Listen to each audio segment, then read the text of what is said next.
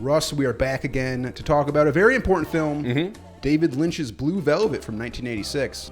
David Lynch passed away recently, which is very sad. Unfortunate. Yeah. I mean, although I guess, I think he was like 78. Was he? Yeah, I think he was pretty up there. Okay, well, that's a long life. Most people... For a chain smoker, it's pretty good. Yeah, right? So, there you go.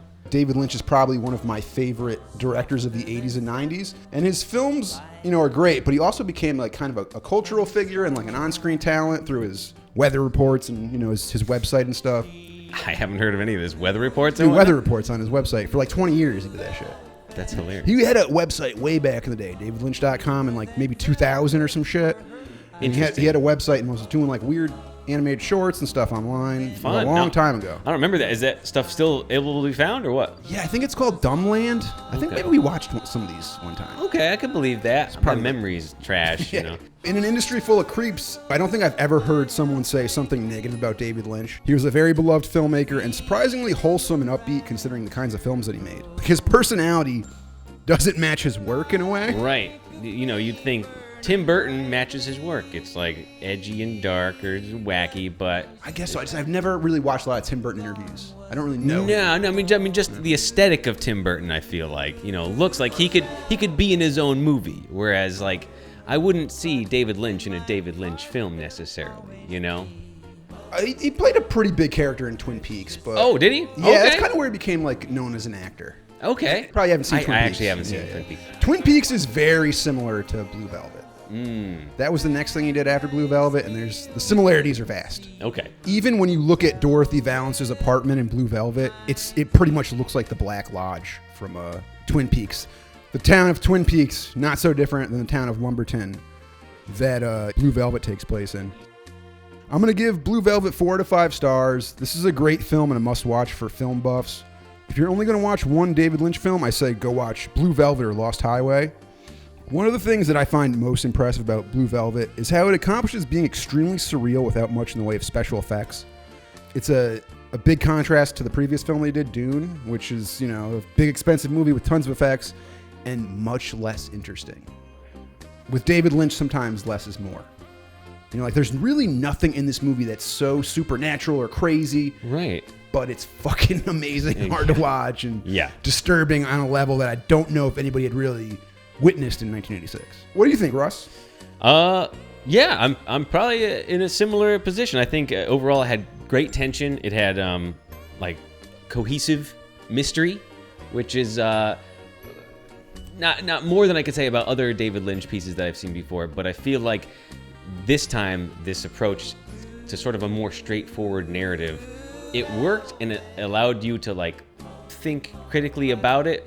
But I don't think it was as thought-provoking to me personally as his later works that get a little more experimental and weird. Instead I left this movie, was like, okay, I have a couple of thoughts, whereas the other ones I was like, I don't even know what to freaking think. Yeah, it seems like he as he progresses in his work, he's leaning more into like dream logic. This movie definitely has a lot of that too. Sure, yeah. But it kind of conforms to a relatively conservative narrative format as well. Right. I think it had complex characters and relationships, and it was intriguing and crazy. Dennis Hopper's performance is like, if nothing else, the movie is worth tuning in for that performance. One of the greatest performances ever. And then, so I'm going to give it 3 out of 5. Blue Velvet is currently streaming on Max. It's also available on Blu-ray and 4K. I believe it's a Criterion Collection disc.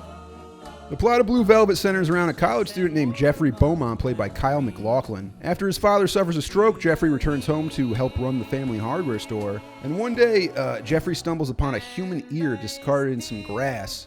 He brings it to the local police, and this is the impetus for Jeffrey to descend into the dark underworld of his small suburban town. Through his unofficial investigation, Jeffrey becomes involved with a battered woman played by Isabella Rossellini and a psychopathic criminal played by Dennis Hopper.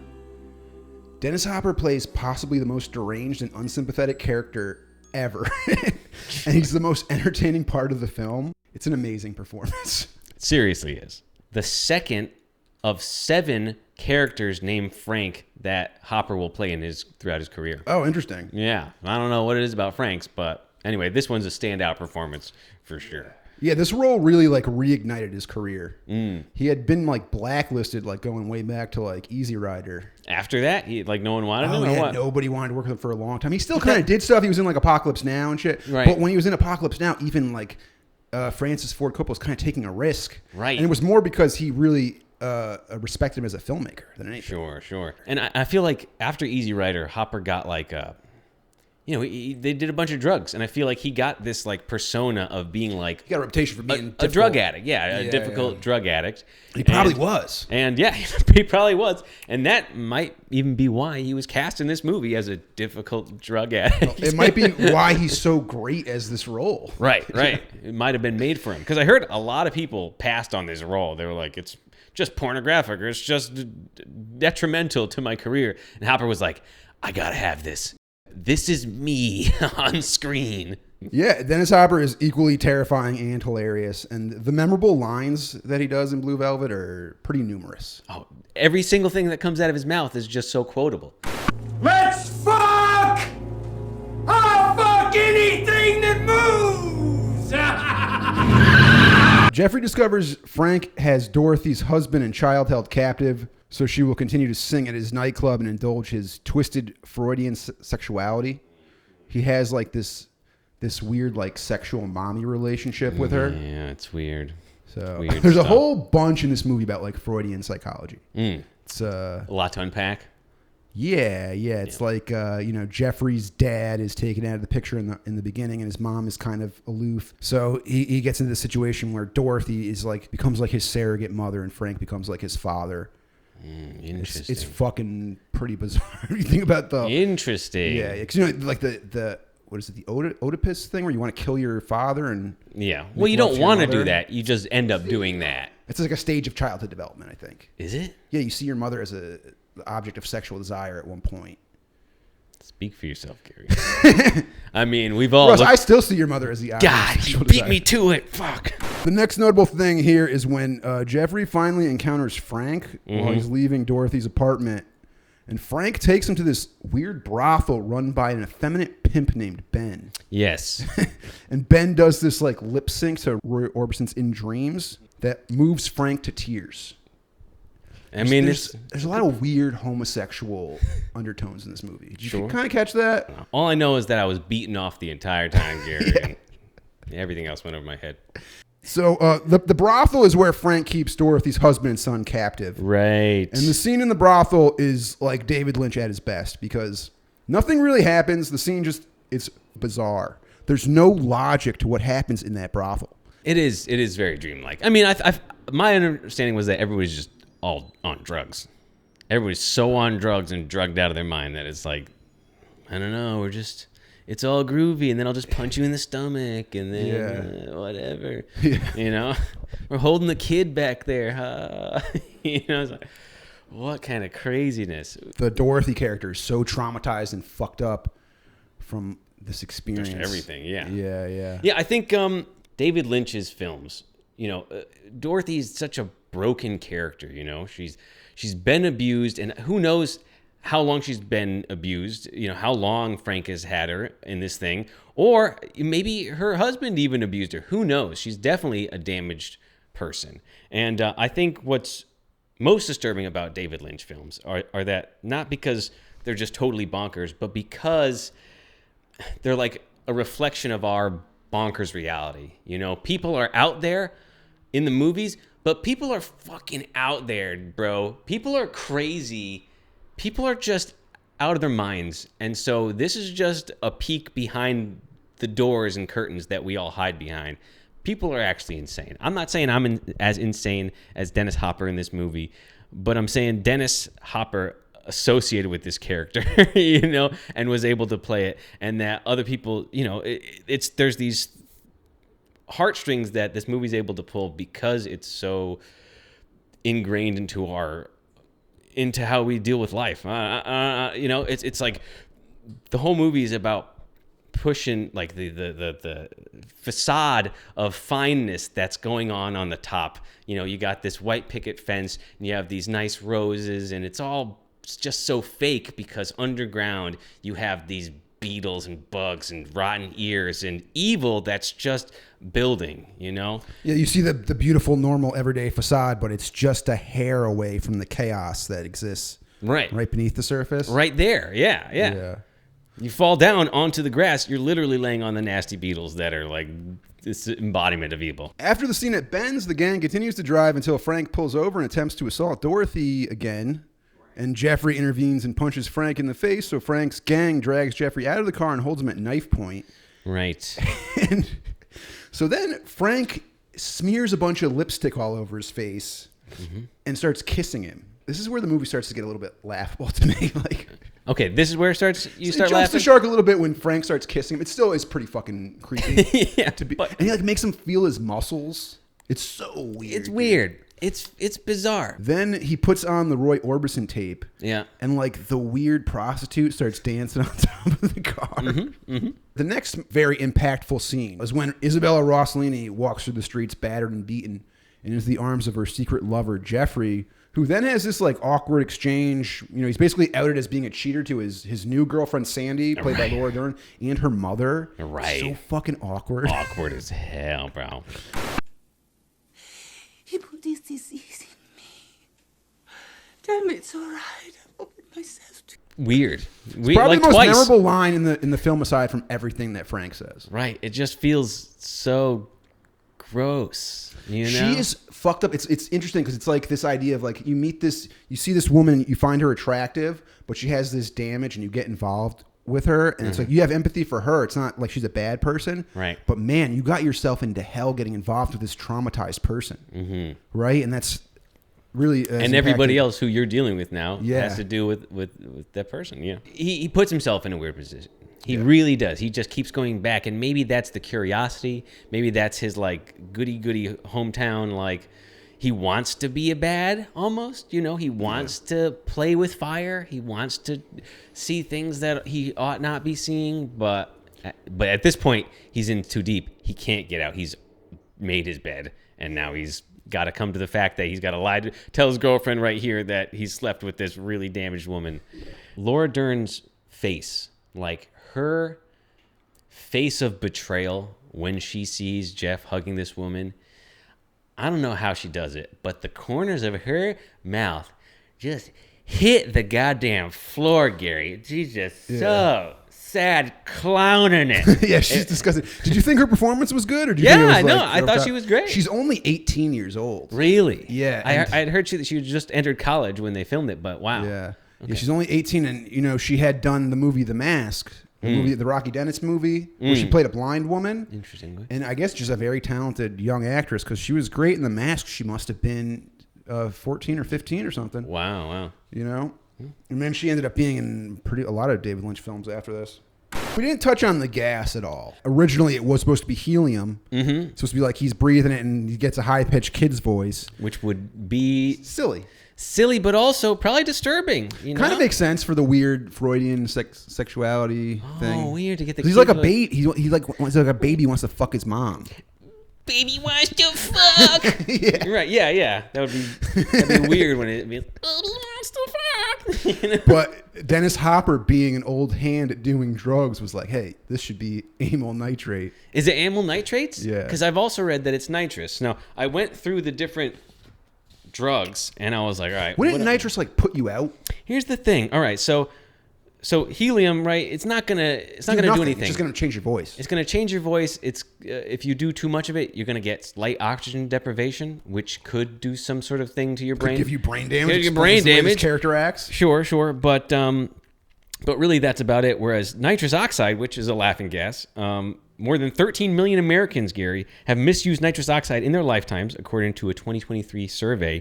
And the number of deaths attributed to nitrous oxide poisoning rose by more than 110% between 2019 and 2023. Kanye was addicted to nitrous. Was he? He was getting it from his dentist. Okay. Which is also very funny to think of Kanye like a black Frank Booth. Oh, yeah, I should know. Yeah, he wants to fuck. Oh, my God.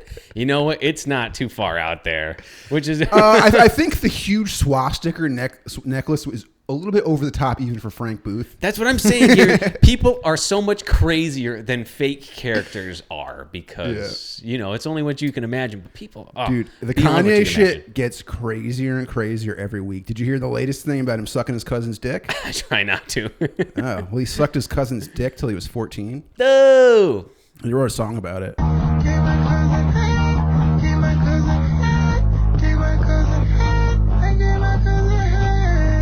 It's not funny. No, it's funny. It's funny. It's just nasty. It's nasty. It's incest is Russ, gross. face fucking a Nazi is always funny. Honestly, yes. He had it coming. Nazi toppy, sloppy top. Yeah, doesn't really sloppy Nazi. sloppy Nazi. There you go. That's the joke. We got it. So anyway, yeah, dangerous to do nitrous. Amyl nitrates, poppers, busted out in the disco scene, and then now they are in the current gay scene. Yeah, aren't they trying to make it illegal? Are they? I heard it's like a new thing. I can believe that because they've been selling it forever under legally as like video head cleaner or something crazy. And the fact that you could sell a cleaner and then people go over and snuff that and that's still legal because it's got fun labels and stuff. It's kind of messed up, but it when inhaled can cause involuntary. This is another thing that's kind of like the homoeroticism of this movie, like sure. the amyl nitrate is another thing. It's really kind of identified with the gay community, right? That's because it loosens you up. Involuntary smooth muscle relaxant. And euphoric dizziness. So it's like being drunk while also like loosening and everything just. His hole is just wide open. He's just. Oh, why do you think he on top and then comes in his pants and leaves? Yeah, his sexual prowess isn't too impressive. He doesn't even get laid in this movie. He just like creams in his jeans a handful of blue times. velvet in his mouth and comes himself. Yeah. Not really all He's that dangerous. Sick fuck, Russ. Yeah, that's true. So I guess we'll never really know. It was supposed to be helium. It's then amyl nitrates, but it's a fake drug. He's not really. I mean, Hopper is basing it amyl off. nitrates makes more sense for sure. You think so? You think Hopper's done amyl nitrate? He's probably done everything. Hopper's done everything. everything. Sure. Yeah. So this leads us to the conclusion of the film, which has always kind of confused me, but I think it's just because the movie really works on dream logic. Jeffrey goes to Dorothy's apartment and discovers her husband and Frank's business partner, Detective Gordon, dead. Gordon is shot in the head, but he's standing there like an NPC in a video game. Yeah, he's kind of wiggling around. He's like drooling a little bit. He's looking around almost. It's another David Lynch choice. Like he makes these choices that make this movie. It's just kind of a noir film, so interesting and fucking weird. Really bizarre at the end. Yeah, sure. Yeah. And I can't really explain why. I guess Frank killed them. He did a bunch of amyl nitrates, Gary, and that guy's just lagooning out. His hole is so loose. He can't sit down. The chair will go up his ass. Yeah, his pants are just filling full of the liquid shits flowing. Yeah. While Jeffrey is at the apartment, Detective Williams is raiding Frank's place, and all Frank's henchmen get killed. When Jeffrey goes to leave Dorothy's apartment, Frank shows up as the well-dressed man. His persona that's just him in a mustache and different clothes, which is so fucking weird, dude. Yeah. Why? I mean, it was good because part of the mystery is like, who is this third guy with this mustache? Yeah. And then, it's fucking Frank. It should be so obvious, but it's like, yeah, you probably, from far away, you probably wouldn't realize it was the same person. And it just makes the character even stranger and weird. Like he's just like, I just putting on a fucking fake mustache. And Going around well-dressed, yeah. Jeffrey uses Gordon's walkie-talkie to misdirect Frank because Frank also has a police walkie. And he gets the drop on him with Gordon's gun before Detective Williams and Sandy can arrive. Great. And, great prosthetic at the end of Dennis Hopper that they shoot in the head. Uh-huh. Fucking pretty impressive. Yeah, I love that scene. And actually, the whole thing with the tension build up, Frank comes home and he's just berating the guy that he thinks he knows where he is. And he's just like, you fuck, I'm going to come shoot you, you dumb shit. Oh, I can hear your fucking radio. Fuck you. And but then he gets it pulled on him and blasts right in the head in a great head blast, Yeah. Really satisfying, I felt like, And then after all this, the kind of the tail end of the film, like the last kind of conclusion of it is even more strange and dreamlike, where everything is just better, everything is resolved.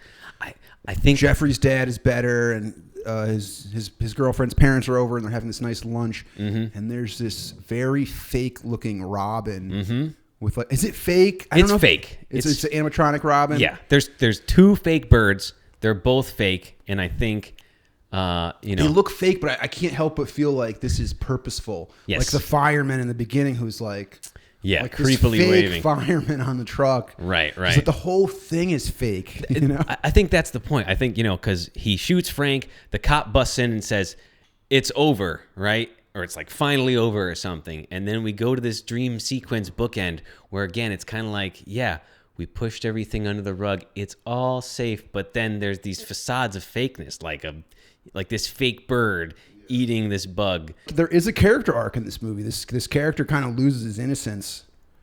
Sure. And, he comes back and he's able to realize what kind of darkness there is in the world. And maybe that's what he needs to kind of move forward. Realizing that there is this evil in the world and you can't completely escape it all the time. And it's inside of you. Right. So what do we do about that, Gary? Do we just eat the bugs? Guess you just eat the bugs. Just do the amyl nitrate and eat the bugs and stuff the blue velvet in your mouth and try to just, push it all down. Okay, so throughout this film, Gary, the word fuck is used 56 times, which is only 7 more times than Limp Bizkit's song Hot Dog, which says it 49 times, despite the movie having a runtime of an hour and 56 minutes more than that song. You're saying that Limp Bizkit is, of course, the peak of Western art. Yes. I agree. Yes. And actually, for here's another way to put how much swearing is in this movie. Goodfellas, which was made in 1990, is 145 minutes long, and it says the F word 300 times. That's about 2.07 per minute. But that's not even the top 4 movies that swear. Uncut Gems in 2019 says the F word 560 times. Wolf of Wall Street says it 569. The movie Fuck says the word 857 times. And Swearing the movie says it 935 times. But all that pales in comparison to the Insane Clown Posse's Fuck the World, which says it 105 times in 3 minutes and 43 seconds. Gary, that is 28.3 fucks per minute. Oh, wow. That's impressive. So the Insane Clown Posse really does have fucks to give. Yeah. It's a fact. Now, Russ, they say as goes Insane Clown Posse goes the nation. So I tend to follow their lead. What, the Insane Clown Posses? Yeah. Yeah, being a juggalo or whatever. They're a step ahead on culture, usually.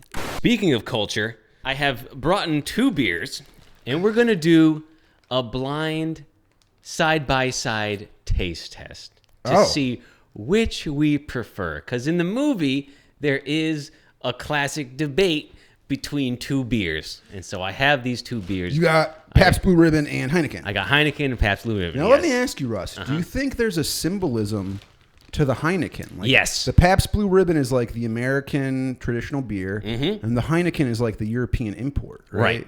And I think that, the Heineken has a fancier label, and it looks nicer than this, homebrewed American 1886 beer. Yeah. And I think that's the point. I mean, Hopper... What's the point is that Hopper is this, unrefined kind of American, and the college kid is the more European frou-frou-y. Open to un-American. But then Dennis Hopper puts on a bunch of lipstick and starts kissing him like he's in Europe. So I don't know. Classic Europeans. Yeah. Where are the glasses? This beer's gonna get warm. One thing I can't fucking stand is warm beer. Make me fucking puke. Calm down, Russ. I'll get you a glass. Thank you. And I'll sing Roy Orbison for you. Please do. You want me to pour it? No, Russ. I want you to fuck it. We are going to do the Blue Velvet taste test. Russ is going to stuff a bunch of Blue Velvet in my mouth and rape me. I think we'll start with A, and then we'll try B. A is this one? A is this one in the same glass. Let's drink to fucking. To your fuck. To your fuck here. Let's fuck! Oh, that goes down smooth. Okay.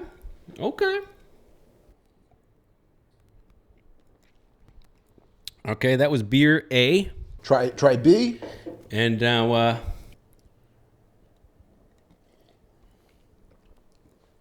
This one has like no taste. The first one has more of a taste to it. They're both very light beers. Yeah, sure. I guess I like the first one more. What do you think? Yeah. I also think I prefer the first one. This is a little more bitter almost. Yeah. So what did we choose? Heineken or Pabst Blue Ribbon? Pabst Blue Ribbon!